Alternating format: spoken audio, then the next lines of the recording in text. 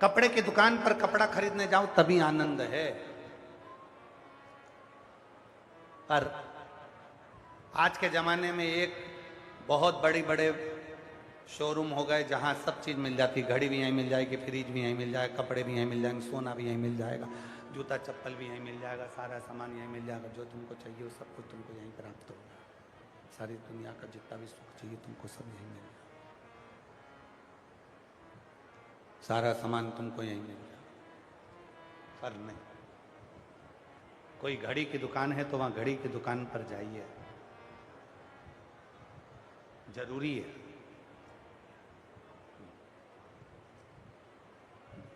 दुख है बहुत सारा, तकलीफ है बहुत सारी, कहां जाना चाहिए आज के व्यक्ति को मालूम ही नहीं, किसके पास जाना चाहिए। चलो एक प्रैक्टिकल बताओ, सब बोलना, जितने भी बैठे हो घरोंडा मंडी के अंतर्गत बैठकर जो हरियाणा के शिव भक्त इस कथा को सुन रहे हैं, सब जवाब देना। तुम्हारे शरीर में कहीं पर चक्कू से कट लग गया, शरीर कट गया। अब शरीर कट गया तो जरा विचार करिएगा, सिलने वाले तो बहुत सारे हैं शरीर को, मतलब सिलने वाले तो बहुत सारे हैं। एक दर्जी भी है जो कपड़ा सिलता है, एक पर्स बनाने वाला पर्स सिलता है,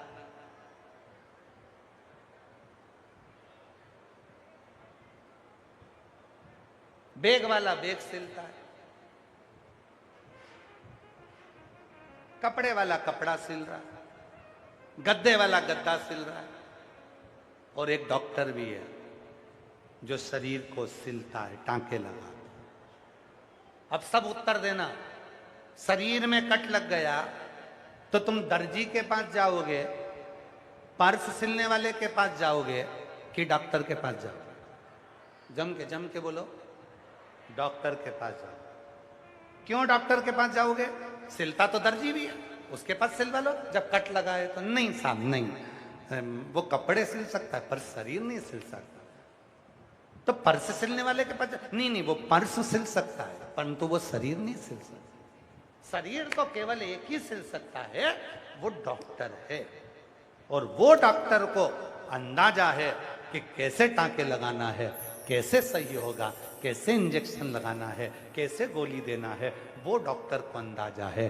उसी तरह जैसे शरीर में कट लगा तो तुम दर्जी के पास नहीं गए, तुम बैग सिलने वाले के पास नहीं गए, तुम डॉक्टर के पास गए। उसी तरह जब पृथ्वी पर दुख तुम्हारे जीवन में आता है तो शिव पुराण कहती है तुम 10 जगह क्यों जाते हो? एक डॉक्टर है शिव, दुख आए लोटा भर कर पानी लेकर चले जाओ, वो तुम्हारे दुख को समाप्त करने की सामर्थ्य रखता है।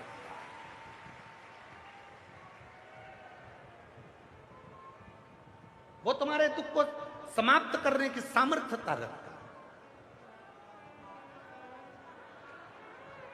कट लगाए ना शरीर में, तकलीफ हुई ना शरीर में, तो डॉक्टर के पास जाना पड़ेगा। दर्जी कपड़ा सिल सकता है, शरीर नहीं सिलेगा। बैग वाला बैग सिल सकता है, शरीर नहीं सिलेगा। शरीर सिलने वाला तो केवल डॉक्टर ही होगा। और डॉक्टर कौन? शिव पुराण में केवल एक पुराण ऐसी है जिसमें डॉक्टर को शंकर कहा गया है, जिसमें डॉक्टर को शिव कहा गया है, जिसमें डॉक्टर को विश्वास कहा गया है।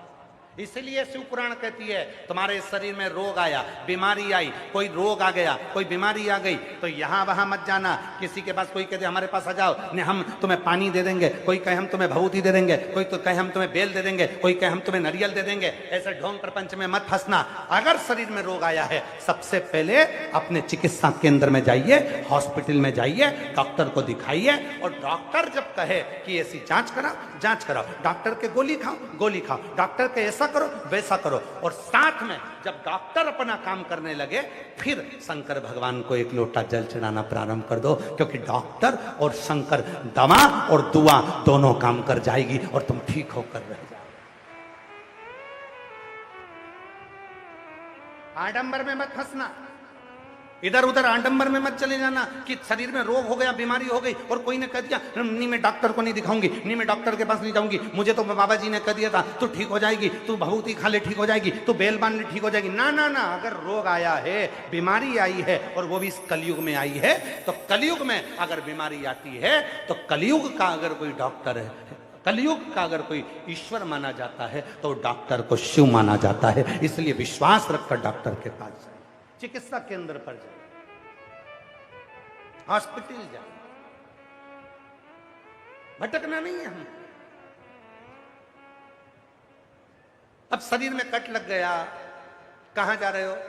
दर्जी के पास। अरे साहब तुम कपड़े सिलते हो तो ये कट भी सिल दो ना, हमारे शरीर में लग गया। दर्जी कहेगा हाथ जोड़ू, मैं नहीं सिल सकता दादा, लोग मुझे कुछ का कुछ करेंगे।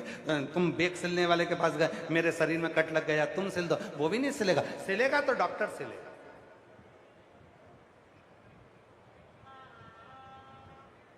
उसी तरह बहुत सारे हैं, बहुत सारे। कोई कहेगा उनके पास चले जाओ दुख कट जाएगा, कोई कहेगा उनके पास चले जाओ दुख कट जाएगा। बहुत सारे सिलने वाले तो बहुत सारे, मत जाओ। सिलने वाले बहुत मिलेंगे, बहुत मिलेंगे। कपड़ा सिलने वाले मिलेंगे, बैग सिलने वाले मिलेंगे, सब।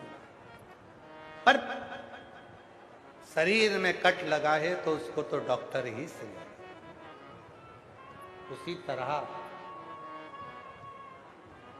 ब्रह्मा ब्रह्मलोक में रहते हैं, भगवान विष्णु वैकुंठ लोक में रहते हैं। पृथ्वी पर तो केवल एक ही देवता है, पृथ्वी पर केवल एक देवता है और वो देव अधिदेव महादेव।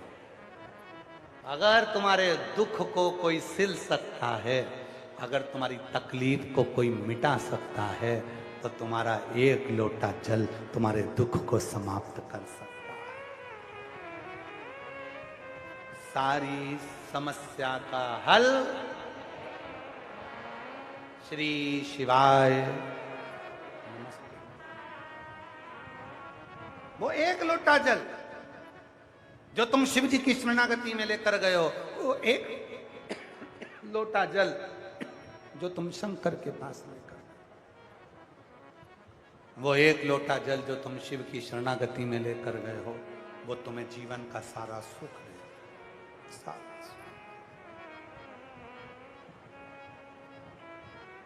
और मत बुरे कर्म कर मन वरना पछताएगा, भगवान की आंखों से तू बच नहीं पाएगा, तू बच नहीं पाएगा।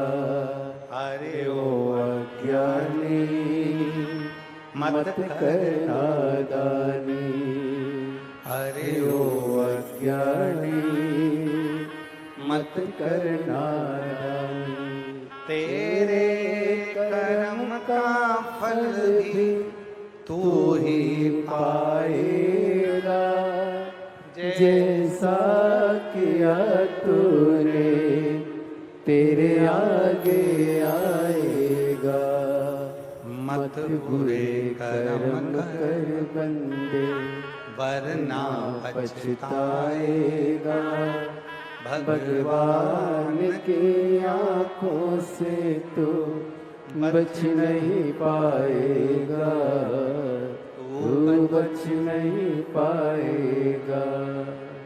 पहले का युग निकाल कर देखिए, पहले का समय निकाल कर देखिए। संसार में पृथ्वी पर भक्त पैदा होते थे। मीराबाई, कर्माबाई, नामदेव, तुकाराम, कितने भक्त, धन्ना जाट आदि कादि, कर्माबाई, मीराबाई, रामकृष्ण परमहंस, संत तुकाराम, नामदेव जी, भारत के कितने संत, कितने साधु। पहले का समय निकाल कर देखिए, भक्त पैदा होते थे। अब आज का समय निकाल कर देखो तो हर व्यक्ति अपने आप को भगवान समझता है। अब भक्त पैदा ही नहीं होता, आजकल तो सीधे डायरेक्ट भगवान पैदा होते। आज के समय में भक्त पैदा नहीं हो रहा, आज के समय में भगवान पैदा हो रहा है। जिसे देखो वो एक ही काम करता है, हम तुम्हारा दुख मिटा देंगे, हम तुम्हारी तकलीफ मिटा देंगे, हम तुम्हें परमात्मा से मिला देंगे, तुम तो भगवान हो गए जी। पहले भक्त पैदा होते थे, आजकल भगवान पैदा हो रहे हैं। निवेदन है हाथ जोड़कर, इंसान को इंसान रहने दो और भगवान को भगवान रहने दो। भगवान, तुम भी इंसान हो और हम भी इंसान। तुम भी दो रोटी खाते हो, हम भी दो रोटी खाते हैं। तुम्हारी जैसी जिंदगी हमारी भी है। संसार के जितने मनुष्य हैं ना, कोई कितना बड़ा भी जटा बांध ले, कोई कपड़े चेंज कर ले, चंदन लगा ले, चाहे ढेर सारी माला पहन ले, चाहे कितना भी डोकरा हो जाए, वो इंसान का इंसान ही रहेगा। वो भगवान नहीं हो सकता। भगवान तो केवल एक है, और वो है जो जन्म मरण और परण तीनों को जानता है। वो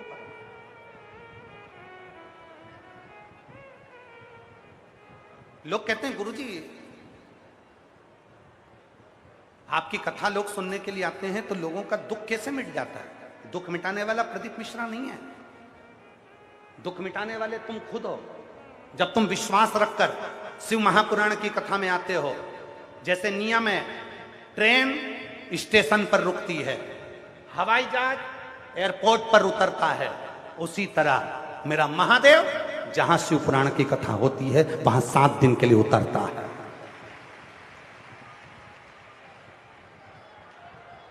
बस स्टैंड पर खड़ी होगी।